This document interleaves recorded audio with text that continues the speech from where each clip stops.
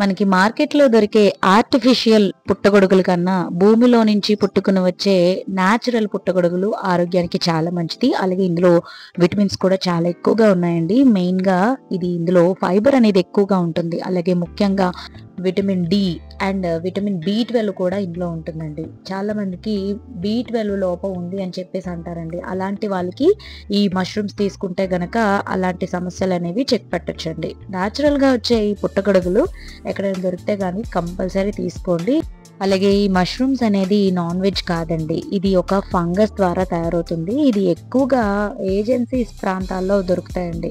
అంటే ఏజెన్సీ ఏరియాల్లో మనకి చల్లదనం అనేది ఎక్కువగా ఉంటుంది కదా! ఈ మష్రూమ్స్ మనకి రావాలంటే ఎక్కువగా తేమగా ఉండాలి. అలాగే చల్లదనంగా ఉంటేనే బాగా పుట్టుకొని వస్తాయన్నమాట.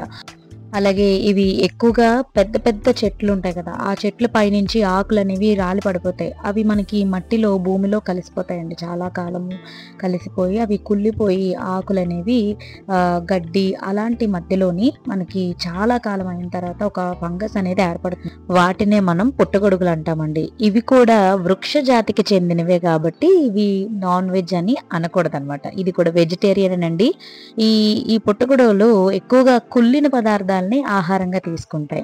అలాగే ఇందులో పోషకాలు కూడా చాలా ఎక్కువగా ఉంటాయండి.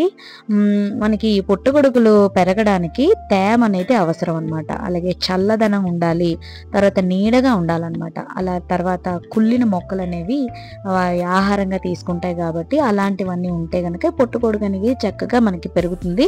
అలాగే సంవత్సరానికి మనకి ఒకసారి 2 సార్లు అనేది వస్తాయండి. ఇవి మనకి దొరికేటప్పుడు కనుక కంపల్సరీ ఇవి తీసుకోండి. అలాగే ఈ పుట్టగొడుగులు మనకి దసరా టైంలో ఎక్కువగా ఉంటాయండి. అలాంటి టైంలో మార్కెట్స్‌లో కనుక అవైలబుల్‌గా ఉంటే మీరు ఇలా మొగ్గ టైప్‌లో ఉన్నవి చూసుకొని కొనుక్కోవాలి.